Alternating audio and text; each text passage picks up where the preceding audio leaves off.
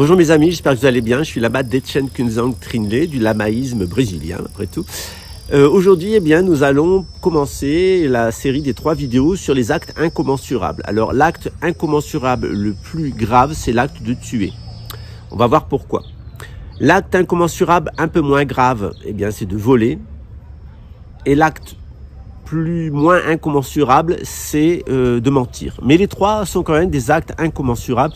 Qu'est-ce que ça veut dire incommensurable? C'est des actes dont on ne mesure pas la portée à l'instant où on le fait. Alors on va commencer par le mensonge, après on verra l'appropriation illégitime et ensuite on verra la mort, le fait de prendre la vie.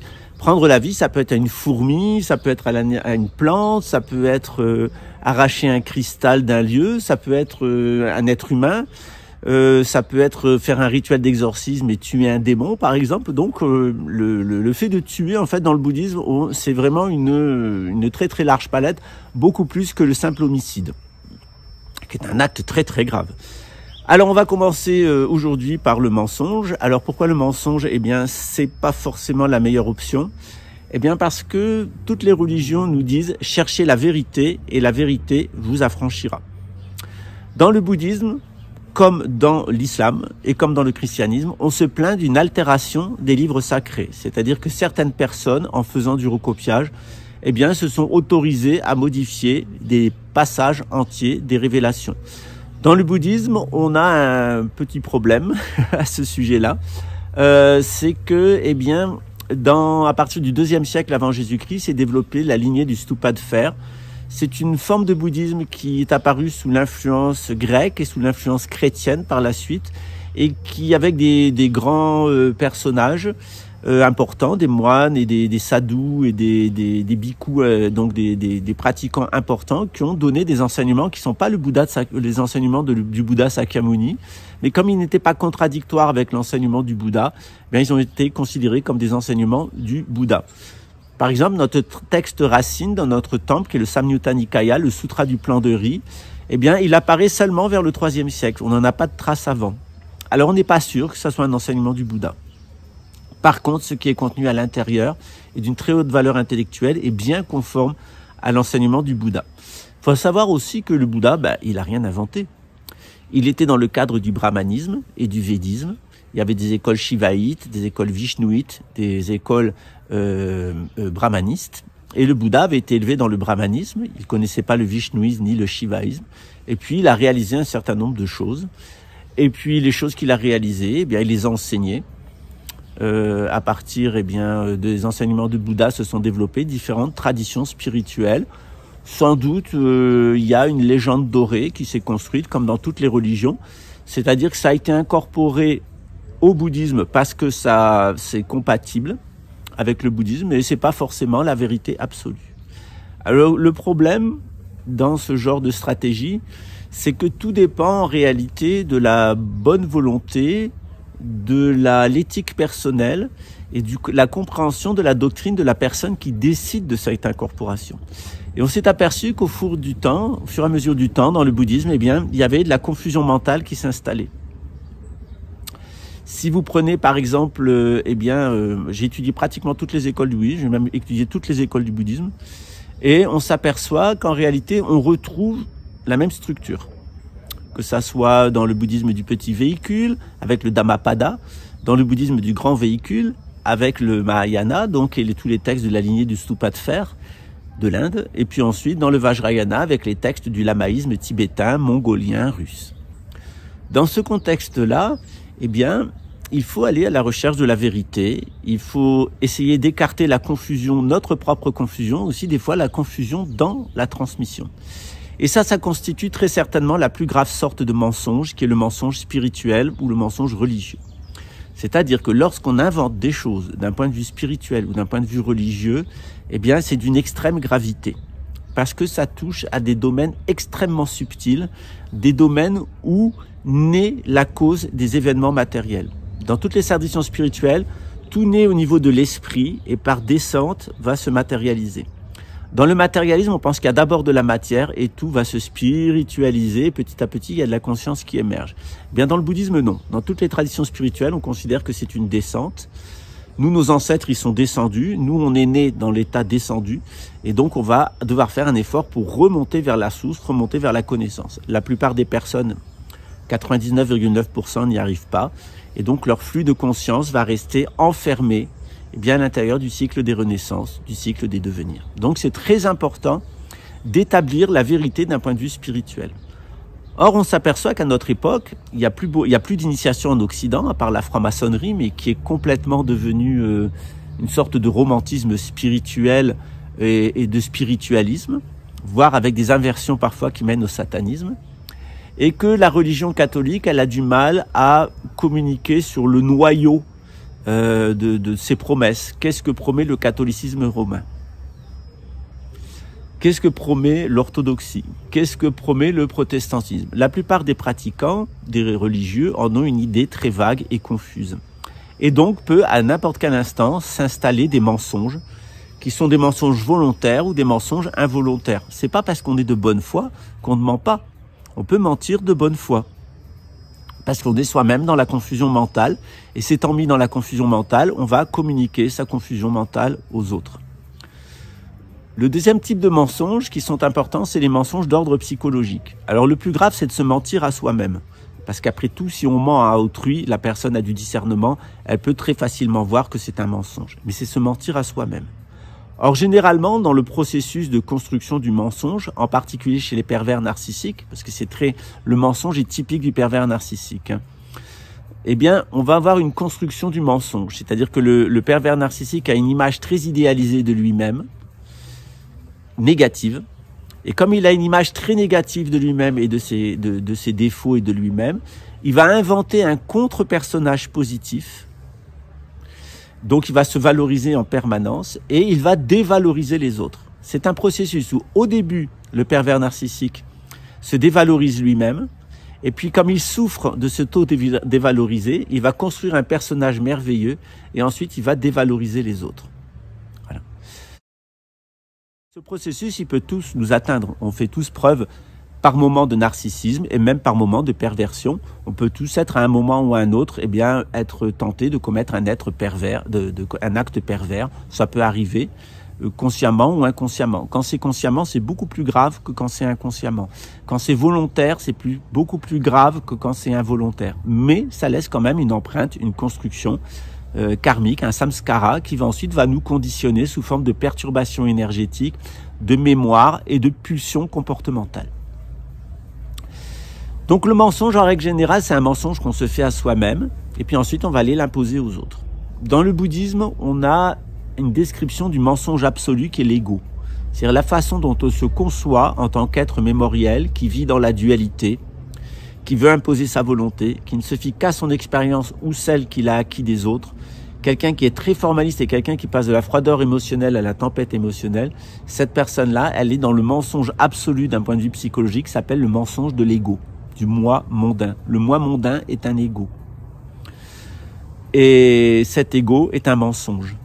C'est quelque chose qui va s'imposer sur notre nature Bouddha. On a notre nature Bouddha qui est parfaitement pure et par-dessus, on a notre moi mondain qui va s'imprimer et empêcher de voir la nature Bouddha. Souvent, on me fait le reproche, on me dit, Pascal, toi, tu vois toujours la nature Bouddha dans les gens et tu vois jamais leur ego.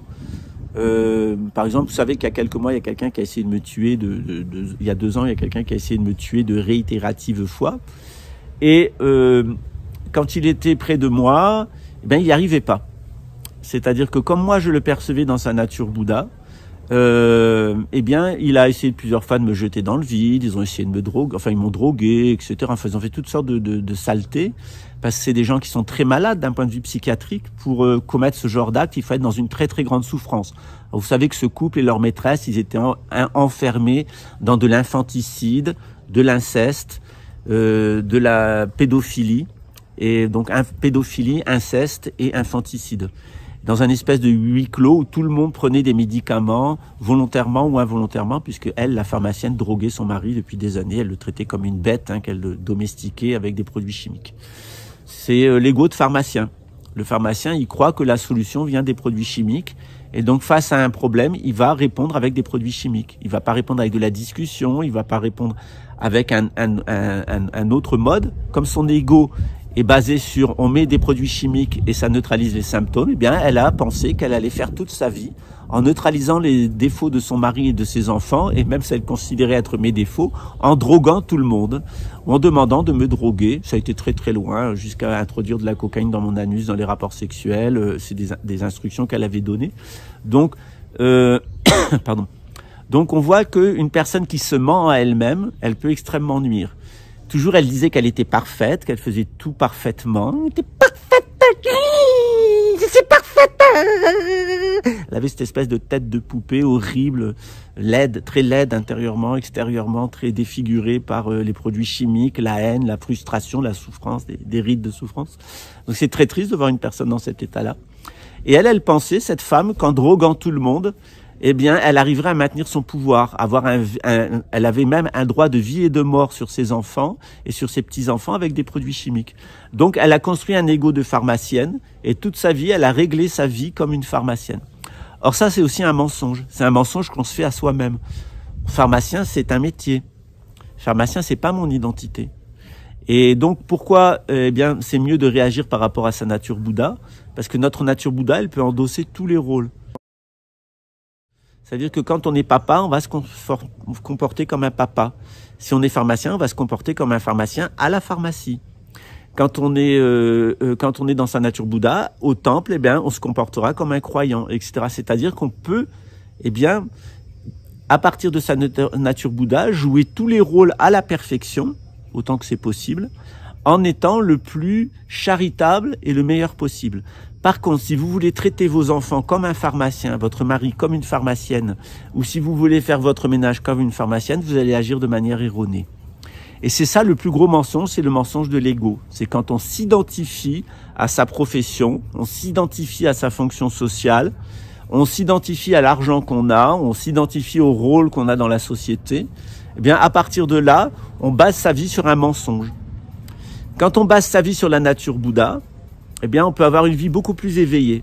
Quand on base sa vie sur son ego, on aura une vie qui est complètement obscure, complètement obstruée. On appelle ça obstruée dans le bouddhisme. On n'a plus accès à la nature Bouddha. On se comporte, l'ego de pharmacienne était devenu tellement grand que tous les aspects de sa vie étaient gérés sur le mode de la pharmacie. Alors, on peut pas gérer toute sa vie avec des produits chimiques. Si, ça s'appelle être drogué. Alors, c'est des médicaments légaux, c'est des drogues légales, mais n'empêche que c'est une toxicomane. Et cette toxicomane est toxique et elle a diffusé son influence toxique tout autour d'elle. Je prends cet exemple-là, je pourrais en prendre d'autres. J'ai eu d'autres étudiants très problématiques dans des cas, là, on est vraiment dans un cas de quelqu'un qui a de très très graves troubles psychiatriques. Parce que quand on va jusqu'à l'infanticide, quand on va jusqu'à l'empoisonnement volontaire de l'entourage, quand on va dans des telles stratégies de mensonges extrêmement forts, et c'est surtout une personne qui a énormément volé mes associés. C'est elle qui a organisé le pillage à son bénéfice et de son mari, et bien de nos structures. Eh bien, on s'aperçoit que cette personne toxique qui souffre énormément, elle est enfermée dans un ego. Et la seule réponse qu'elle a à tous les problèmes qu'elle rencontre, c'est eh bien le mensonge du médicament. Parce que le médicament, ça peut être vrai à un moment, mais si on utilise tout le temps le médicament, ça devient un mensonge. Par exemple, si j'ai une cuillère pour manger un yaourt, la cuillère est vraie puisqu'elle permet de manger le yaourt. Mais quand j'ai une cuillère pour manger un steak, la cuillère est fausse. La cuillère devient un mensonge. C'est-à-dire que la même chose dans une situation est vraie, et la même chose dans une autre situation est fausse. C'est pour ça que notre nature Bouddha, lorsqu'on la réalise, elle nous permet d'être en adéquation avec la situation qu'on traverse. Lorsque on veut adopter une posture, un certain type d'ego, eh bien, on devient toxique. C'est-à-dire qu'on va se mentir à soi-même, puisqu'on s'identifie pas à sa nature Bouddha, on s'identifie à son ego. Ensuite, on va mentir aux autres. Et une fois qu'on s'est menti à soi-même et une fois qu'on a menti aux autres, eh bien, on va se retrouver dans des cas d'appropriation illégitime. C'est-à-dire que le mensonge mène au vol. Et le vol mène au meurtre. Parce que généralement, le meurtre, il est la conséquence d'un vol. Et le vol, il est la conséquence d'un mensonge. Donc, qu'est-ce qui fait qu'une personne va se mettre à mentir? Eh bien, c'est ce qu'on appelle l'identification erronée. C'est-à-dire que plutôt que s'identifier à sa nature Bouddha et de pouvoir jouer tous les rôles, eh bien, la personne, elle va rester identifiée à son ego à son moi mondain, à son moi mémoriel, et puis elle va essayer de gérer son monde de cette manière. Alors, pourquoi cette pharmacienne en est venue c'est un très bon exemple, pourquoi est-ce qu'elle en est venue, eh bien, à organiser mon assassinat, à piller les fonds, les ressources de mes associés et à mentir à tout le monde et à menacer tout le monde comme elle l'a fait? Eh bien, quand on a fait sa psychothérapie, on s'est aperçu qu'elle avait été victime d'abus sexuels extrêmement graves de son père et du curé du village, et qu'elle l'avait dit à sa mère, que sa mère ne voulait pas la croire, que sa mère l'accusait d'avoir détruit son corps avec des grossesses qu'elle ne voulait pas. Elle lui a toujours dit « j'aurais mieux fait de m'avorter de toi, de te détruire avec des produits chimiques ». Donc, eh bien, cette pharmacienne, sa mère lui a dit toujours « la solution, c'est le produit chimique ». Et donc, elle a été élevée dans cette croyance du produit chimique. Elle s'est complètement identifiée à la solution avec le produit chimique. Et elle n'est devenue que chimique ninine. C'est-à-dire, c'est comme Ali le chimique. Toutes les solutions, tous les problèmes de sa vie étaient réglés par la chimie. Pourquoi? Parce que lorsqu'elle était victime d'abus sexuels, elle l'a dit à sa maman ne l'a pas cru, et on lui a donné des médicaments pour la faire taire. Voilà. Donc, dès l'enfance, on lui a dit, l'abus sexuel, on veut pas te croire, tu es une menteuse, et on va te donner des produits chimiques pour que tu te tiennes tranquille. Et toute sa vie, elle a fait ça. Toute sa vie, elle voulait, pour que les gens se tiennent tranquilles, elle leur a donné des produits chimiques en les traitant de menteurs. C'est-à-dire tout ce qui ne lui convenait pas par rapport à son ego, eh bien, au mensonge qu'elle se faisait à elle-même, elle l'a traité chimiquement. Ce genre de tendance qui est là, elle est extrême, puisqu'on est dans quelqu'un qui a menti toute sa vie, quelqu'un qui a volé toute sa vie, quelqu'un qui a assassiné toute sa vie. Elle a été plusieurs fois impliquée dans des vols dans les pharmacies où elle était. Et moi, elle m'a confessé que c'était véritablement elle qui volait. Voilà. Donc, on a quelqu'un qui a un très long parcours de mensonges, de produits chimiques et de vols. Et sur la base des produits chimiques, on a le mensonge, le vol et l'assassinat, puisqu'elle est infanticide, elle a essayé de m'assassiner aussi avec des médicaments. Donc, ça pourrait pu avoir des conséquences très graves quand je roulais en voiture, etc., etc. Le fait est, c'est que je suis tellement identifié à ma nature Bouddha que en ma présence, ils arrivaient à monter toute leur stratégie quand j'avais le dos tourné, mais en ma présence, ils étaient neutralisés. Et c'est pour ça qu'il est très important d'être immergé dans sa nature Bouddha, parce que vous allez faire exactement ce qu'il faut faire au bon moment, sans vous en rendre compte. J'ai échappé mardi dernier à une tentative d'assassinat et une tentative de vol. Donc sur la base d'un mensonge, celui de Réré du QAnon, j'ai eu une intrusion extrêmement violente chez moi pour me voler des véhicules et avec des gens qui étaient déterminés à m'assassiner, puisque le groupe de personnes auquel il appartient a mis un contrat de 200 000 € sur ma tête pour m'assassiner. Donc, comme je suis immergé dans ma nature Bouddha, j'ai été prévenu par un service spécialisé qui assure ma protection, un service fédéral. Et ils m'ont dit, voilà, on sait très bien que ce monsieur travaille pour la DGSE, que ça a été monté pour vous nuire, que sa femme est folle, elle est droguée. Lui est fou et drogué. Ce sont tous les deux des grands criminels et se sont enfermés dans un mensonge parce qu'ils ont peur. Ils ont peur d'assumer les conséquences de leurs actes. Et donc, on m'a demandé de bouger d'endroit. Et en fait, c'est une espèce de course en avant, parce que ce que vous ignorez, c'est que j'ai un statut un peu spécial au Brésil qui fait que normalement, aucun service de police n'est compétent en ce qui me concerne. Et donc, c'est une espèce de course en avant qui est basée sur un mensonge. Ils savaient très bien ma situation juridique, un peu exceptionnelle, et donc ils ont menti aux magistrats, etc., pour essayer de passer en force. Parce que l'objectif, c'était de m'arrêter et m'assassiner. Ils ont essayé de le faire plusieurs fois à Rio de Janeiro, etc. Alors la question, elle est, pourquoi, à cause de ce mensonge qu'ils ont fait, ils ont menti. Ils ont menti en venant chez nous. Ils ont continué à nous mentir quand ils étaient là. Et ils ont continué à mentir après. Pourquoi est-ce que ce couple-là, et même ce trio infernal, ment tout le temps, en permanence? Qu'est-ce qui fait qu'ils ont vécu tout le temps dans le mensonge? Eh bien, je vous l'ai dit, pour elle, on lui a traité de menteuse et on lui a donné des médicaments pour qu'elle se tienne tranquille. Lui, c'était pareil. C'était quelqu'un qui, dans l'enfance, subissait des abus sexuels avec son frère et sa sœur de son père. C'était une famille qui venait d'un camp de concentration et qui vivait dans un mensonge social avec un très lourd secret. Ce très lourd secret de perversité plus les perversités à la maison, ces gens-là ont vécu dans le mensonge. Et évidemment, trouver une pharmacienne qui a vécu dans le mensonge et qui sait traiter le mensonge par le médicament, c'est très pratique. on prend des médicaments et ça évite de faire un effort de conscience, de pardon, de repentir, un effort psychologique. Eh bien, c'est aussi ce qui s'est passé avec la troisième d'entre elles. Lorsqu'on a travaillé ensemble, eh bien, elle a des souvenirs d'enfance qui sont réémergés. Elle a compris pourquoi elle aimait bien aller dans les rallyes et coucher avec tous les hommes puissants qui étaient là. Parce que son père la prenait en voiture, la droguait, la violait avec des amis. Et puis, comme elle avait été droguée au moment du viol, eh bien, elle s'en souvenait pas. Et donc, c'est réémergé seulement et elle a compris pourquoi, eh bien, elle était dans les rallyes automobiles, pourquoi elle était devenue gardienne d'enfants à la DAS, pourquoi elle donnait les enfants qui étaient drogués à la DAS dans un réseau où ils vivaient des abus sexuels. Donc, on retrouvait toujours la même problématique des trois. Une problématique de mensonge permanent, une problématique de vol en permanence, puisque finalement, quand on est payé pour garder et protéger des enfants, si on ne le fait pas, c'est une forme de vol.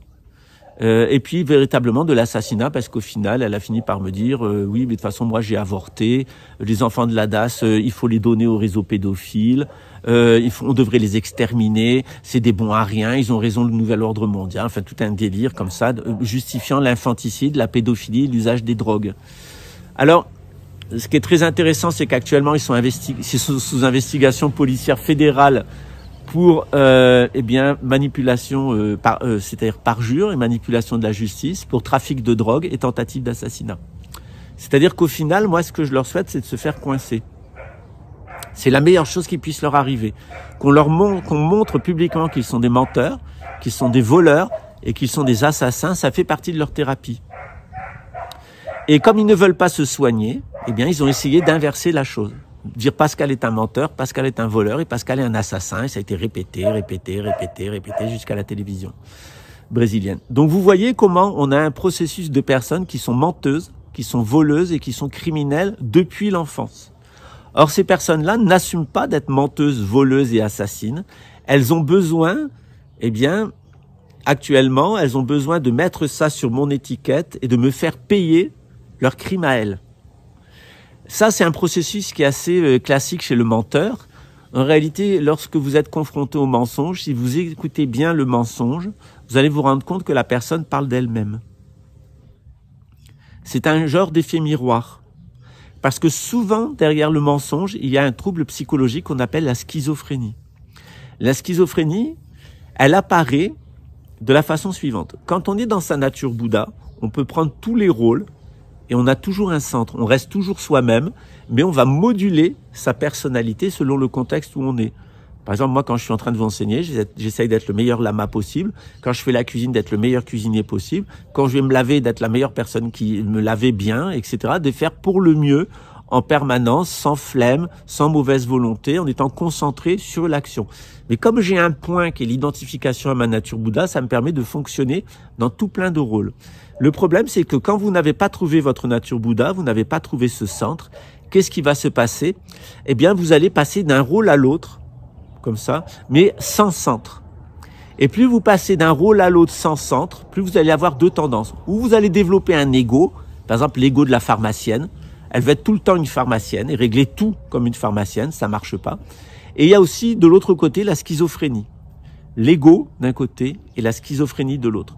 L'ego, c'est un seul ego. La schizophrénie, c'est une multiplicité d'ego. Mais à chaque fois, dans les deux, il n'y a pas de centre. Or, généralement, chez les gens qui mentent, c'est parce qu'elles ne sont pas centrées. S'il y a une personne en face de vous et que cette personne vous ment, eh bien, observez sa posture physique. Si elle est bien droite, si elle respire bien, si elle a les épaules déployées, etc., si elle est bien centrée, la personne va avoir du mal à vous mentir. Quand j'étais petit, quand mes parents me demandaient quelque chose, mon père me prenait au bureau, il me mettait sur la chaise en face de lui, moi en face de lui en face de moi, et il me disait tiens-toi droit, mets tes mains comme ça, respire bien. Ce que je faisais, il me disait voilà, qu'est-ce qui s'est passé? Et je disais la vérité à mon père. De toute façon, j'ai toujours dit la vérité toute ma vie, j'ai horreur de mentir. Donc, quand on a une posture qui est stable, qui est centrée sur sa nature Bouddha, on va être orienté à dire la vérité. Sur cette chaîne, depuis 3 ans et demi, maintenant, en fait, les 3 ans et demi de la chaîne, j'ai passé mon temps à, eh bien, soit jouer des personnages pour vous faire rire, soit manifester un type d'ego pour vous faire rire, pour vous ramener dans votre centre. Tout le programme de cette chaîne, c'est de vous ramener à votre centre personnel et que vous découvriez la vérité de vous-même. Et pour vous aider à découvrir la vérité de vous-même, eh bien, de temps en temps, j'ai fait croire que j'avais un très gros ego. De temps en temps, j'ai fait croire que j'avais 1000 égos. C'était tous les personnages des pièces de théâtre, Sa Conspiration, Integrado et Importado. C'est vraiment des personnages loufoques. Et de l'autre côté, il y avait un certain personnage aussi, qui était Pascal, qui était là, Lama Kunzang. Mais l'objectif, c'est, à travers le rire et à travers un langage très sérieux, orienté sur la nature Bouddha, de vous permettre vous-même d'aller vers votre centre, votre propre nature Bouddha, d'être le plus centré possible. Un Bouddha, il a toujours l'air centré, et quand il est dans ses pensées, il est concentré. Quand une personne est déconcentrée et décentrée, eh bien, elle va se mettre à mentir. Mais elle peut même le faire sans s'en rendre compte. C'est-à-dire qu'il y a une espèce de récit paralogique qui se met en place. C'est pour ça que très souvent, j'ai la technique suivante que je vais vous enseigner, qui est de ne pas considérer que les personnes vous disent la vérité. Juste considérer que les personnes expriment une opinion à un moment T. C'est-à-dire, à ce moment T, la personne exprime une opinion. Et dans cette opinion, il y a une part d'ignorance, il y a une part de vérité et il y a une part de mensonge. Mais ce n'est qu'une opinion. Donc, de ne pas prendre tout ce qui est dit pour des vérités. Même le Bouddha nous conseillait de ne pas considérer ce qu'il disait comme étant la vérité. Le Bouddha nous donnait ce conseil, soyez votre propre maître, soyez votre propre disciple, de considérer une chose comme vraie, et non pas un mensonge, que si vous l'avez expérimenté vous-même. Donc, en attendant, vous pouvez vous saisir des informations et dire c'est une opinion. Moi, je vous donne mon opinion sur le bouddhisme, mais peut-être il y a de la confusion dans ce que je dis, très certainement. J'essaye au mieux de vous transmettre l'enseignement. En tout cas, il n'y a pas de mensonge par rapport à l'enseignement que je donne. J'essaye d'être le plus exact possible. Et j'essaye de vous amener à expérimenter par les techniques de méditation, par l'initiation, par les visualisations, par le yoga, par les pratiques, par les mantras, par les mudras, par toutes les pratiques qu'on fait dans le lamaïsme, eh bien, de trouver votre propre centre. À partir du moment où vous êtes centré, vous allez pouvoir vous concentrer sur ce que vous faites. Or, la plupart des personnes ne sont pas centrées, ont des troubles de la concentration. Et quand on n'est pas bien concentré, on va divaguer. Et la divagation mentale, ça mène au mensonge. On devient de plus en plus subjectif. Donc, s'il vous plaît, toujours considérez que ce que les personnes vous disent n'est pas la vérité. C'est juste une opinion. La vérité, c'est vous qui allez la découvrir en étant centré, en étant concentré dans votre propre cœur et en étant bien aligné par rapport à votre nature Bouddha. Le moment où votre ego et votre nature Bouddha se rencontrent et se transforment l'un l'autre. C'est-à-dire que votre nature Bouddha va prendre la forme de votre ego et votre ego va se dissoudre dans la nature Bouddha. C'est ce qu'on fait en faisant ce geste du namasté. Donc bien évidemment, nous avons le droit d'exprimer des opinions qui sont aussi le reflet du mensonge que nous faisons à nous-mêmes, du mensonge que nous faisons aux autres, de notre propre confusion mentale et de notre croyance que nous avons découvert la vérité. En réalité, la vérité, c'est pas quelque chose qu'on découvre un jour. La vérité, c'est un processus. On ne doit pas découvrir la vérité, on doit juste être vrai, être authentique. La vie spirituelle, c'est la sincérité, c'est l'authenticité, c'est la vérité vis-à-vis de soi. Une fois que vous avez trouvé la vérité à l'intérieur de vous, que vous êtes devenu vrai, eh bien, vous allez beaucoup plus facilement démasquer le mensonge chez les autres. Pour ma part, j'ai tendance à toujours voir les personnes dans la nature Bouddha et à mon contact, elles se comportent vis-à-vis de leur nature Bouddha. Ou en tout cas, même quand elles sont très agressives et très méchantes, ça m'est arrivé qu'une personne vienne pour me tuer et au dernier moment, elle renonce. Plusieurs fois dans ma vie. Pourquoi? Parce que si vous êtes dans le vrai, si vous êtes centré, vous allez centrer les personnes qui sont autour de vous. Quelqu'un qui est dans la confusion mentale, il va mettre les autres dans la confusion mentale. Quelqu'un qui a des choses qu'il a volées, eh bien, s'il distribue ces choses-là, il rend les autres complices de leur vol. Et quelqu'un qui a tué, eh bien, à partir du moment où il a commis un meurtre, il va contaminer les autres avec ses influences de mort. Quelquefois, on peut être amené à tuer dans le cadre de son métier.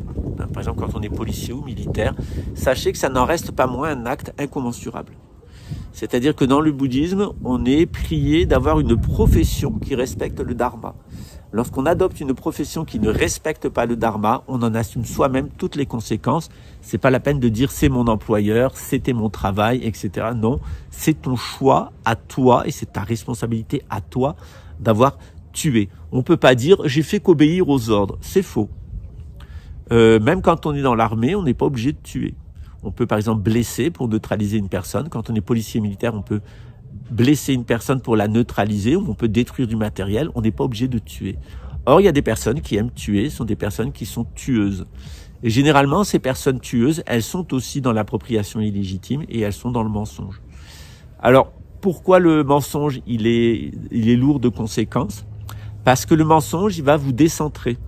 Et après, il va vous déconcentrer. Plus vous mentez, plus vous êtes décentré. Plus vous mentez, plus vous êtes déconcentré. À la fin, la personne est complètement désaxée.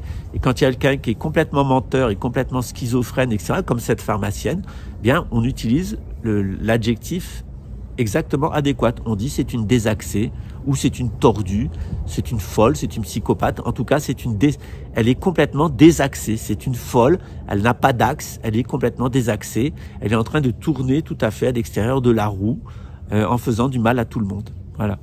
C'est pour ça que, eh bien, toutes les techniques du bouddhisme, elles visent à découvrir notre nature Bouddha. Tant qu'on n'a pas découvert notre nature Bouddha, tant qu'on l'expérimente pas, tant qu'elle s'est pas éveillée en nous, et tant qu'on n'est pas en relation avec elle, on va avoir deux tendances.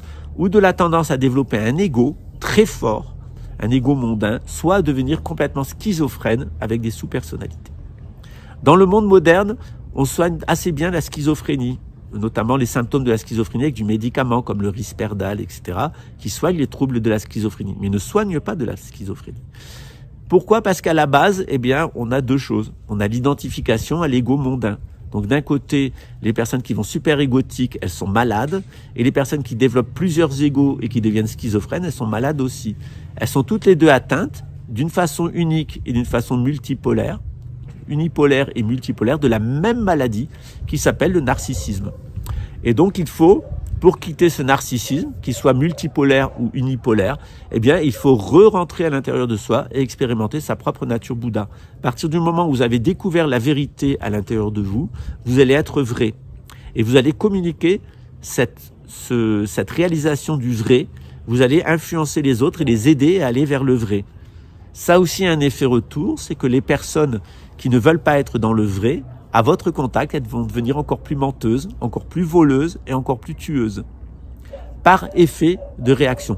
Mais ça, on le verra une autre fois. Je ferai tout un enseignement sur l'effet miroir pour vous expliquer comment fonctionne cet effet miroir qui mène au satanisme le plus complet et à la perversité la plus totale. C'est ce qu'on appelle l'effet miroir. Comment ça fonctionne, en fait, avec des systèmes d'accusation réciproques. Voilà. C'est aussi ça, les rapports de l'ego. Les égos, souvent, ils se font des accusations réciproques où ils combinent ensemble des coups tordus contre un autre groupe. Mais c'est toujours quelque chose qui est erroné, qui est basé sur l'effet miroir. Donc, l'importance, eh bien, c'est de se regarder dans le miroir. Et dans le bouddhisme, on a un exercice avec le miroir. On se met en face d'un miroir. Et tantôt, on ne voit que le miroir. Et tantôt, on se voit que soi. Et il faut passer des deux. Le miroir, c'est notre nature Bouddha. Et quand on se voit soi, eh bien, c'est notre ego. Vous regardez le miroir, vous ne voyez que le miroir, et après, vous voyez que votre reflet. Mais vous ne pouvez pas voir le miroir et votre reflet en même temps. C'est l'opération magique du miroir. Donc, si vous voulez faire cette opération magique du miroir, elle est très intéressante. Mettez-vous face à un miroir, centrez-vous. Vous allez méditer face au miroir. Et de temps en temps, vous allez regarder le miroir, avoir conscience du miroir, et de temps en temps, avoir conscience de votre reflet. Mais on ne peut jamais avoir les deux en même temps. L'état d'éveil, l'état de réalisation, eh ben, c'est quand on a fait disparaître le miroir et quand on a fait disparaître le reflet. C'est-à-dire qu'on est émergé en permanence dans sa nature Bouddha. Pour être émergé dans sa nature Bouddha, eh bien, il faut avoir des moyens de vie légitimes, parce qu'on ne peut pas être vrai si on fait un travail faux. Donc, c'est ce qu'on verra dans la deuxième partie. On verra, eh bien, quelles sont les techniques, eh bien, qui permettent d'être dans l'appropriation juste et dans la désappropriation juste. C'est encore mieux la désappropriation, se désapproprier des biens, se désapproprier des attachements, se désapproprier des personnes pour s'approprier son propre soi, sa propre nature Bouddha. C'est la deuxième étape. Donc, dans la prochaine vidéo, on parlera, eh bien, de l'appropriation légitime illégitime, l'appropriation illégitime, on parlera de l'appropriation légitime, et entre les deux, on parlera de la désappropriation, c'est-à-dire le moment où on est vraiment dans le détachement. Voilà, j'espère que ça vous a plu, et puis évidemment, au cours des prochains mois, eh bien, je ferai une initiation consacrée à ces 3 incommensurables, péchés incommensurables, qui sont mentir, voler et tuer, et vous verrez qu'il y a des antidotes dans le bouddhisme, on a des pratiques antidotes qui permettent de sortir du mensonge, de sortir de l'appropriation illégitime et de sortir du moment où on met la vie des autres en danger. Voilà, à très bientôt, ciao.